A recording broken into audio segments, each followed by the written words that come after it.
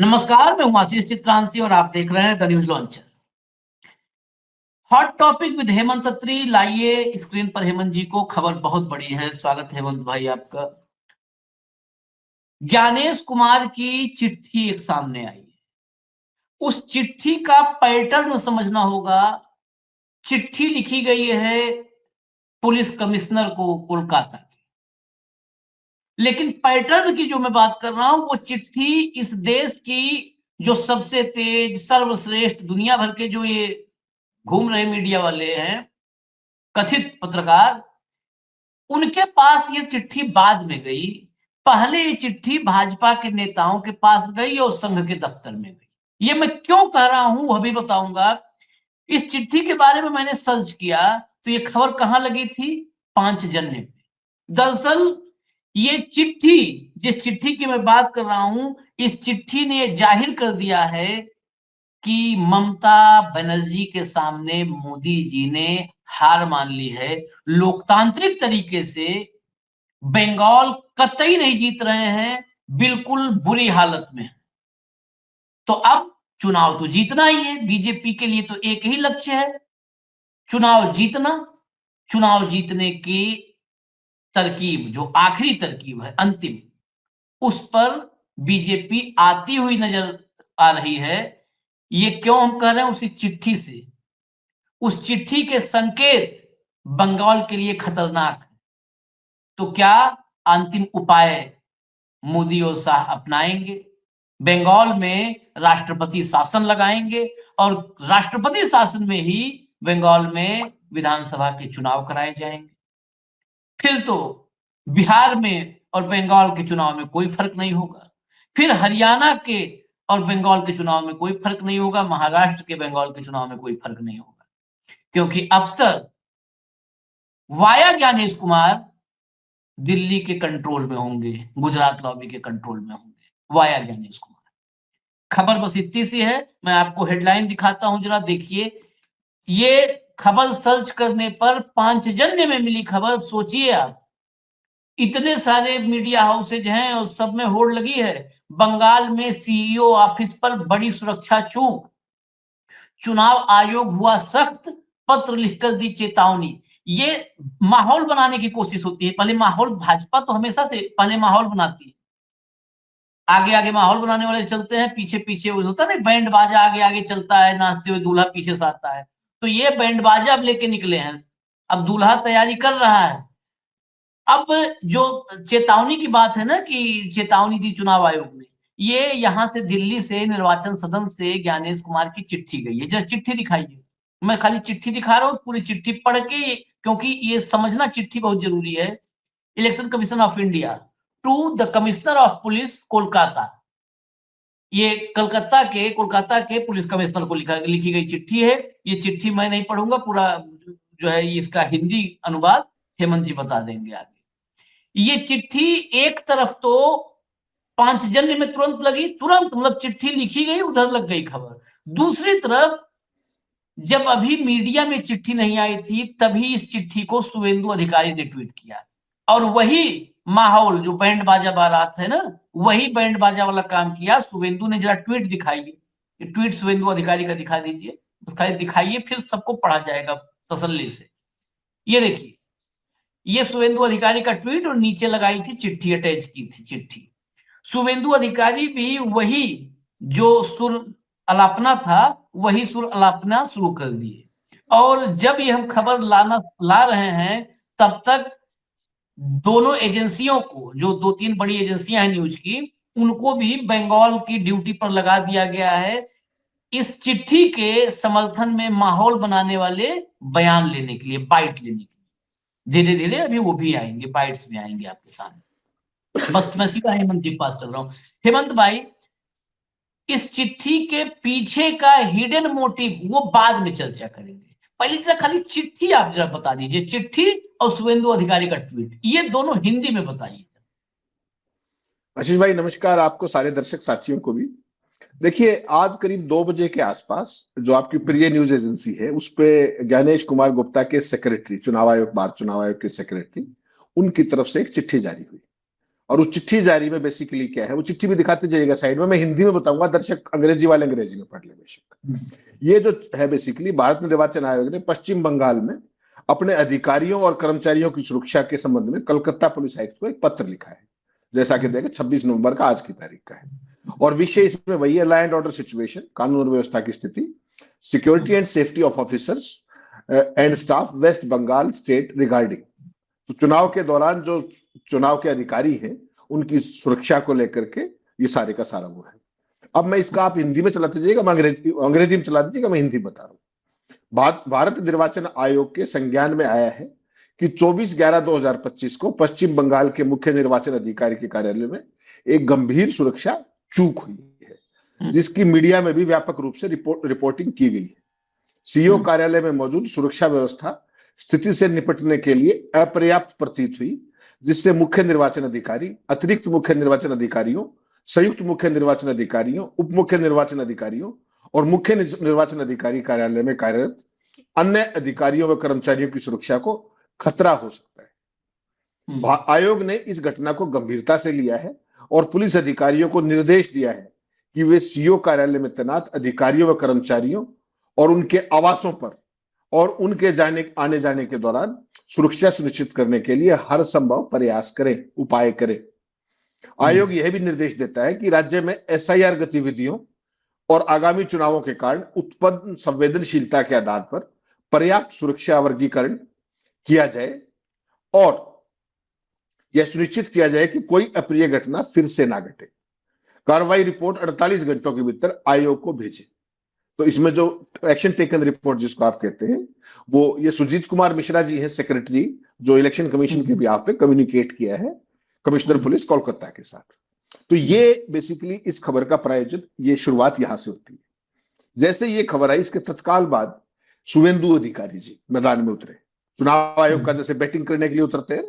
तो एक ये सामान्य कम्युनिकेशन है जो चुनाव आयोग की तरफ से उधर पुलिस कमिश्नर के पास तमाम तरह की डायरेक्शंस देते हैं। कोई भी चुनाव आयोग ये तो नहीं कहेगा कि सुरक्षा मत कीजिएगा, ये तो कोई नहीं कहेगा, लेकिन इसके पीछे का मोटिव कहां स्टेब्लिश होता है वो देखना बड़ा महत्वपूर्ण है। जो ये आपने ट्वीट सामने लगाया है, इसको ऐसे ही चलाइएगा, मैं इसकी हिंदी बता रहा हूं, पर वही बात है कि डबल टाइम वेस्ट करने की बजाय इंग्लिश के दर्शक इस पे पढ़ ले और हिंदी में बता देता हूं। ये 3:06 का ट्वीट है और इसमें शुभेंदु अधिकारी, विपक्ष के नेता जो है, वो कह रहे हैं उसकी चिट्ठी को रीट्वीट करते हुए, किसकी, चुनाव आयोग की चिट्ठी, और इस पे ज्ञान देखिए, राष्ट्र के नाम संबोधन इनका। वो कहते हैं 26 नवंबर 2025 को जब हम अपने लोकतंत्र की आत्मा को अक्षुण्ण रखने का संकल्प लेते हैं, पश्चिम बंगाल में कैसा भयावह मजाक हो रहा है, भयावह मजाक। ये चुनाव आयोग की चिट्ठी में दिखा आपको कहीं ऐसा कोई शब्द? ये उस चीज को जो कहते हैं ना फोर्स मल्टीप्लायर का काम, चुनाव आयोग तो लिख नहीं सकता, क्या पता लिख भी दे किसी स्टेज पे, अभी तक तो नहीं लिख सकता। तो फिर ये कहते हैं भारत का चुनाव आयोग जो अनुच्छेद 324 से 329 के तहत हमारी चुनावी पवित्रता का संरक्षक है, बुनियादी सुरक्षा की गुहार लगाने को मजबूर है। गुहार कहां लगाई उसने, वो तो डायरेक्ट कर रहे हैं, दिल्ली कोलकाता पुलिस कमिश्नर को डायरेक्ट किया है और 48 घंटे में एक्शन टेकन रिपोर्ट मांगी है। इन भाई साहब की भाषा देख लीजिए। कोलकाता पुलिस को एक अपमानजनक पत्र ममता बनर्जी के आतंक के राज में व्याप्त रक्त रंजित अराजकता को उजागर करता है। सोचिए, शब्द देखिए, ममता बनर्जी के गुंडे मुख्य निर्वाचन अधिकारी कार्यालय में घुस जाते हैं, सुरक्षा कर्मियों से हाथापाई करते हैं और विशेष गहन संशोधन को लेकर अराजकता फैलाते हैं, एसआईआर को लेकर के अराजकता फैलाते हैं। फिर भी तृणमूल कांग्रेस के दबंग सिंडिकेट द्वारा पंगु बना राज्य तंत्र संवैधानिक सत्ता की रक्षा भी नहीं कर सकता है। ये तो नहीं लिखा चुनाव आयोग ने कहीं। यह शासन नहीं, यह संविधान के स्वतंत्र और निष्पक्ष चुनाव के वायदे पर एक जबरदस्त हमला है, जहां चुनाव आयोग को यह सुनिश्चित करना होता है कि हर नागरिक लिंचिंग, दंगों या बूथ कैप्चरिंग के डर के बिना अपना वोट डाल सके। अनुच्छेद 324 से 329 चुनाव आयोग को भीड़ इकट्ठा करने और गिड़गिड़ाने का अधिकार नहीं देते। कहां गिड़गिड़ा रहा है चुनाव आयोग? तो नहीं गिड़गिड़ा रहा। ये एक सुरक्षित लोकतंत्र का आदेश देते हैं जहां वे मतदाताओं की सुरक्षा के लिए जिम्मेदार होते हैं। तो आपने लिखा, मुझसे कहा कि भाई हेमंत जी आपको ये काम दिया था, इसमें आपने क्या किया, जरा एक्शन टेकन रिपोर्ट बताइए। और मैं उसको प्रचारित क्या कर रहा हूं वो देख लीजिए। जो इन्होंने शब्दावली प्रयोग की, भारी भरकम शब्द, गुंडे, तृणमूल के, फलाना, सिंडिकेट, कहीं भी उनके उसमें कहीं नहीं है ये। तो ये उसका फोर्स मल्टीप्लायर के तौर पर शुभेंदु अधिकारी मैदान में आ गए फील्डिंग के लिए। इस फील्डिंग का मतलब समझिए क्या है, वो जो आपने शुरू में जिक्र किया कि ये है सारे का सारा एक पूरे इकोसिस्टम डेवलप करना है कि आप एक चिट्ठी लिखो, उसके बाद हम इस तरीके से रिएक्ट करेंगे। चुनाव आयोग की तो हर चीज को आपको पता ही है, जिस तरीके से बीजेपी को छोड़ के और तो कोई बोलता नहीं, केवल बीजेपी उसको ऑगमेंट और सप्लीमेंट करती है। तो चुनाव आयोग ने एक सामान्य चिट्ठी लिखी कि भाई इस तरह की सुरक्षा सुनिश्चित की जाए। वो ना भी कहे तो भी उस तरह की सुरक्षा सुनिश्चित करनी ही होती है, वो स्टेट का काम है। लेकिन इन भाई साहब ने, शुभेंदु अधिकारी जी ने पूरे का पूरा माहौल बना के रख दिया कि ये कहा है, ये कहा है, ये कहा, उसका अपनी इंटरप्रिटेशन दे दी। वो जो एक संवैधानिक संस्था की चिट्ठी है उसको एक पॉलिटिकल कलर दे करके शुभेंदु अधिकारी एक एनवायरमेंट बिल्डिंग का काम कर रहे हैं। और फिर वही वाप वाली बात यह है कि जब ये सारा हुआ था तो वो जो घेराव करने वाले लोग थे वो तो चुनाव आयोग के ही कर्मचारी थे। बीएलओ किसके अंतर्गत काम करते हैं? बीएलओ की स्टेट इलेक्शन कमीशन के तहत है ना वो, सीईओ के अंडर। तो वो लोग घेराव कर रहे हैं। तो भारतीय जनता पार्टी या तो वहां पे कोई लॉ एंड ऑर्डर का सिचुएशन ऐसा हुआ, किसी के साथ मारपीट, हाथापाई या इस तरह की कोई चीज हुई, घेराव किया है, चुनाव आयोग ने चिट्ठी लिख दी, बात खत्म। तो शुभेंदु अधिकारी जी को इस पे कढ़ाई चढ़ाने की और पॉलिटिक्स करने का, तो इसका मतलब समझ लीजिए इसके दूरगामी योजना है इसके पीछे। और वो दूरगामी योजना है कि ममता बनर्जी के शासन को इस तरीके से प्रोजेक्ट करना कि वहां law and order completely fail हो गया है। धीरे धीरे भूमिका, अभी तो समय है ना, बिल्डअप करेंगे, एनवायरमेंट बिल्डिंग करते हैं, माहौल बनाएंगे धीरे धीरे। और एक ये चिट्ठी, इसके ऊपर इन्होंने ये कर दिया, अब बाकी सारे हुआ करेंगे मीडिया वाले और सारे, देखो चिट्ठी लिख दी। अरे what is so great about this letter, this is a routine communication. तो उसको बना के माहौल धीरे धीरे इस तरह की चीजों का। चुनाव आयोग ने इस घटना के अलावा किसी भी और आपराधिक घटना का कोई जिक्र नहीं किया बंगाल के अंदर। पूरी चिट्ठी मैंने पढ़ के सुनाई, दर्शकों को दिखा भी दी। तो उसको जो माहौल बना रहे हैं कि बंगाल में ये लॉ एंड ऑर्डर, वो इसके पीछे मंशा है। और वो मंशा क्या है, वो किससे छुपी हुई नहीं है कि राज्य सरकार को बदनाम करो, इतना बदनाम करो, एक माहौल बनाओ, और उसके बाद राष्ट्रपति शासन का केस बनाओ। राष्ट्रपति शासन का केस बनाने के लिए राज्यपाल अपना बैठा है, बाकी सारी कार्रवाई दिल्ली में, कोई दिक्कत नहीं। ये भाई लोग अपने ज्ञानेश गुप्ता एंड कंपनी, इनका एसआईआर चल ही रहा है धुआंधार। ठीक, अब मजेदार बात देखिए, आज सुप्रीम कोर्ट में हियरिंग थी एसआईआर के मामले की। तो उसमें कह दिया कि बंगाल की हियरिंग बाद में करेंगे जिस दिन ड्राफ्ट लिस्ट आनी है। ड्राफ्ट लिस्ट वाले दिन हियरिंग करके क्या करोगे भाई साहब आप? SIR will be over on 4th। उसके बाद कब करिएगा हियरिंग? मतलब मैं बताऊं, फिर ये पूरी अपनी निजी जिम्मेदारी पे बोल रहा हूं कि सुप्रीम कोर्ट और ये जस्टिस वगैरह का नाम लेकर के अब जुबान, मुझे लगता है कि अपनी जुबान खराब करने वाली बात है। अब मैं इस लेवल पे ये अब बोल रहा हूं अपनी जिम्मेदारी कि उनका नाम ही मत लो नाम। अश्विन भाई देखिए, नहीं उनका चलाने वाले, गाली देने वाले क्या कहते हैं जाने, तो उस मुद्दे पे हमको कोई बहस नहीं करनी है, अपनी मौत मर जाए। नहीं, मैं एक चीज कुछ और, मैं दर्शकों के लिए कुछ महत्वपूर्ण बात बता रहा हूं। 4 तारीख को सारा मामला खत्म हो जाएगा, जहां तक एसआईआर का मामला है, जो कुछ भी हो रहा है। तो महोदय कहते हैं पश्चिम बंगाल की याचिका पर 9 दिसंबर को सुनवाई होगी। एक बात, इस दिन चुनाव आयोग राज्य की ड्राफ्ट वोटर लिस्ट भी जारी करेगा, स्वाभाविक है, मैंने बताया आपको। फिर है, इस पर आपत्ति आने के बाद कहा अगर राज्य सरकार मजबूत आधार देती है तो हम तारीख बढ़ाने का निर्देश दे सकते हैं। भाई साहब, जब एसआईआर का वो सारा हो चुका और ड्राफ्ट लिस्ट पब्लिश होगी, तो किस चीज की तारीख बढ़ाओगे आप? किस चीज की तारीख बढ़ाओगे? ये केवल मैं बताना चाहता हूं। बिहार में नौटंकी देखा नहीं था आपने? 10 जुलाई से शुरू हुई नौटंकी, नतीजे आ गए, सरकार बन गई और नौटंकी जारी रही, नौटंकी जारी रही एकदम। ये 2-3 चीजें और क्लियर करना है इसमें, दर्शकों के सामने भी क्लियर हो मेरे सवाल से, आपके जवाब से।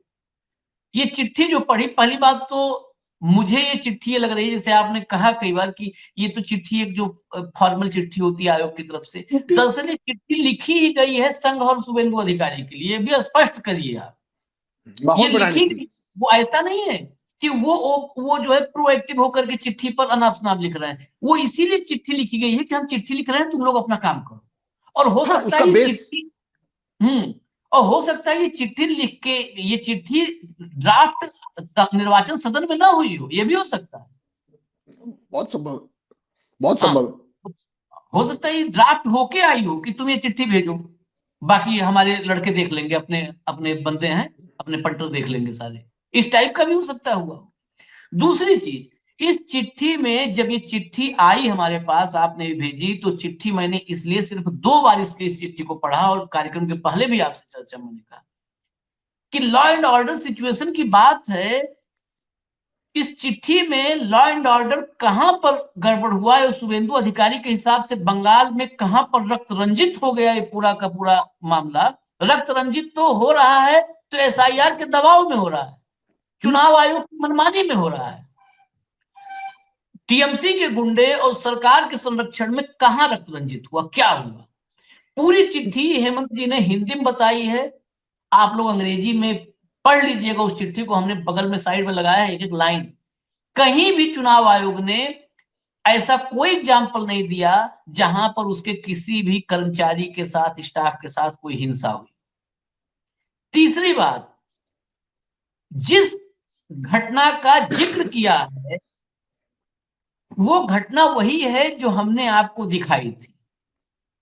हमने आपको दिखाई थी वो घटना कि सीईओ के दफ्तर को बीएलओ ने जो है घेरा, घेरा के बंद था, वहां पर बाहर बैठ गए, एक एक दो अंदर भी चले गए थे, वहां बैठ गए। बीएलओ किसके अधीन काम कर रहे हैं? ममता बनर्जी के डायरेक्शन पे काम कर रहे हैं, या ज्ञानेश कुमार और जो अग्रवाल वहां पर बैठे हुए हैं सीईओ, उनके डायरेक्शन पे काम कर रहे हैं, ममता बनर्जी के?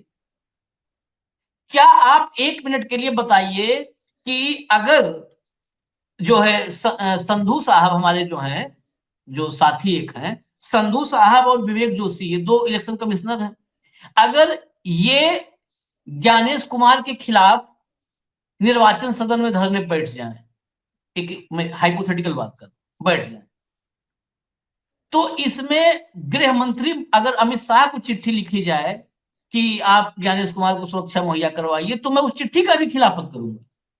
उसमें अमित शाह क्या करेंगे भाई? तुम्हारे 2 साथी तुम्हारी नीतियों से परेशान होकर के, तुम्हारे जो भी उल जलूल हरकतों से परेशान होकर के तुम्हारे खिलाफ बैठ गए हैं। तो संधू और जोशी अगर ज्ञानेश कुमार का विरोध करते हैं तो उसमें अमित शाह क्या करेंगे? हाँ, आप सूचित करोगे तो यही कहेंगे कि भाई 2 हवलदार और बढ़ाओ इसके साथ, यही करेंगे। तो आपने जब भेजा है कमिश्नर को, तो वो भी 4 हवलदार और वहां पे बढ़ा देंगे।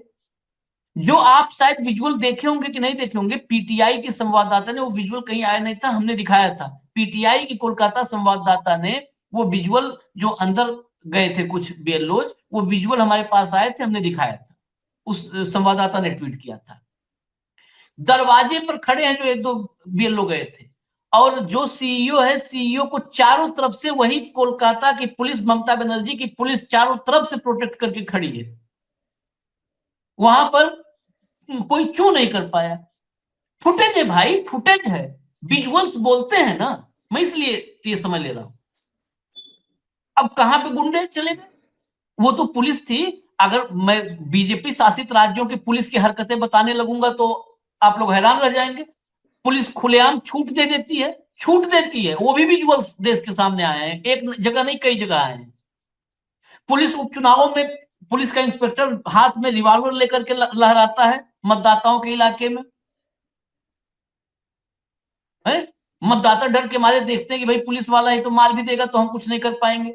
मतदाता डर जाते हैं, डरे सहमे रहते हैं। ये डबल इंजन की पुलिस है, और वहां की पुलिस, ममता बनर्जी की पुलिस, सीईओ को प्रोटेक्ट की। तो कौन सा घटनाक्रम है? बीएलओ भी आपके, सीईओ भी आपके, लड़ाई भी आपकी आपसी है। बीएलओ उस जो है उत्पीड़न के खिलाफ आवाज उठा रहे हैं, बचा रही है ममता की पुलिस आपको। हेमंत भाई, इसको देखिए, ये एक नए अंदाज का, जो आप उस टाइम बताया था ना, विपक्षियों को बताया नहीं था ज्ञानेश जी ने कि भाई ये नया चुनाव आयोग है, तो ये नए चुनाव आयोग ने चिट्ठी लिखी, बिल्कुल रूटीन की चीज, उसमें कोई बहुत महान बात नहीं, लेकिन उसको माहौल बनाने के लिए किस तरीके से एक टूल के तौर पर वेपनाइज कर दिया शुभेंदु अधिकारी ने। और इसको आप देखिए, पोमेरियन मीडिया चुनाव की अगर चिट्ठी दिखाई, आपने क्या किया, मैंने और आपने चुनाव आयोग की चिट्ठी दिखाई, उसको पहले ट्रांसलेट किया, फिर शुभेंदु अधिकारी के ट्वीट को, ताकि पता लगे कि चुनाव आयोग के क्या शब्द हैं और महोदय का नैरेटिव क्या है। अब होगा क्या, अब सुनिए। अब जितने भी पॉमेरियन आपके है ना दिल्ली में, जो नोएडा में आपके दफ्तर से परली तरफ बैठते, वो सारे चार्ज कर दिए गए होंगे, ठीक। 48 घंटे में मान लो एक्शन टेकन रिपोर्ट, ये वो फला, लैंड ऑर्डर का फलूदा हो गया है, फलाना हो गया है। वो नहीं दिखाएंगे कि उसके जो सीईओ को पुलिस घेरे खड़ी है, वो नहीं दिखाएंगे। वो दिखाए तो नैरेटिव पिट जाएगा। वो जो इलेक्शन कमीशन सीईओ का जो ऑफिस है, उसके बाहर जो लोग नारेबाजी कर रहे होंगे, उसको दिखाया जाएगा। और चुनाव जो फिर शुभेंदु अधिकारी के ट्वीट को आधार बना करके वो नैरेटिव बनाया जाएगा। तो ये एक तरीके का फीड है, जिसको बोल आपस में बात करके जैसे किया जाता है ना, कि तुम ये चिट्ठी लिखना, हम ये नैरेटिव बनाएंगे और बाकी पूरे देश में बदनामी करेंगे। तो मीडिया का काम तो पिछले 11.5 साल में शीश भाई, ऑपोजिशन को बदनाम करने के अलावा कुछ और हुआ हो तो बता दो आप। उनको तो जो बेचारों को नैरेटिव दिया गया है, उन्होंने बिस्कुट खाने हैं और उसको जारी करना है।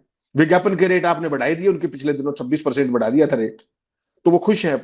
बंगाल के चुनाव में कूद के जितना जो कहोगे उससे भी ज्यादा ऊंचा बोलेंगे वो। तो चाइना पे कुछ नहीं बोले। चाइना के ऊपर कल रात को 11 बजे के बाद विदेश मंत्रालय का रिएक्शन आया था, 11 बजे के बाद रात को। और इस काम पे सारे लग जाएंगे। किसी ने चूक की हो चाइना के नाम पर तो बता दीजिए, अरुणाचल वाली घटना को रिपोर्ट किया तो वो बता दीजिए, किसी अखबार में खबर देखी हो आप वो बता दीजिए। तो इनको एक नैरेटिव दे दिया गया है कि वो विपक्ष को बदनाम करें हर जगह पे, और जो नैरेटिव केंद्र को चाहिए अपने मंतव्य तक पहुंचने के लिए, वो नैरेटिव बनाने का काम ये भी कर रहे हैं और बाकी मीडिया भी करेगा। तो इसमें कुछ नया नहीं है, लेकिन शब्दों के साथ जो खिलवाड़ शुभेंदु अधिकारी कर रहे हैं मिर्च मसाला लगा करके, वो जरूर देखना चाहिए देश के समझदार लोगों को कि देखिए चुनाव आयोग ने एक सामान्य बात कही, इन्होंने उसको कितने 100 गुना एम्पलीफाई करके और अपने एडजेक्टिव घुसा दिए उसके अंदर। ये है भारतीय जनता पार्टी का इकोसिस्टम, जो किसी को भी बदनाम करने में सक्षम है। शुरुआत ये करते हैं, बाकी काम मीडिया करते हैं। कुल मिला के इतनी सी कहानी। चलिए, इतनी सी कहानी है। तो मैंने कहा था, तो जो है जुबानी कहने में और दिखाने में फर्क होता है। बहुत सारे लोग कहेंगे अरे कहाँ कौन सा विजुअल है, कहाँ पे पुलिस है। तो मैंने कहा कि कार्यक्रम में स्टेब्लिश हम लोग हमेशा फैक्ट को करते हैं, तो वो कर देते हैं। जरा वो विजुअल कंट्रोल रूम लगा दीजिएगा और उसको प्ले भी कर दीजिए। सैयदा शबाना ये पीटीआई की संवाददाता हैं और इन्होंने ही ये विजुअल डाला था, अपने पर्सनल हैंडल पर डाला ये विजुअल। ये विजुअल आपके सामने है, हेमंत भाई गौर से देखिएगा। ये विजुअल इसीलिए मैं दिखा रहा हूं कि विजुअल देख करके एक बार उस चिट्ठी का रिप्लाई मुझे लगता है कि लिखवा दीजिए आप कोलकाता कमिश्नर को। ये देखिए, जरा प्ले कर दीजिए भैया, विजुअल प्ले कर दीजिए आप। ऑडियो डाउन करके विजुअल प्ले कर दीजिए। ऑडियो डाउन, हम चर्चा करते रहेंगे विजुअल।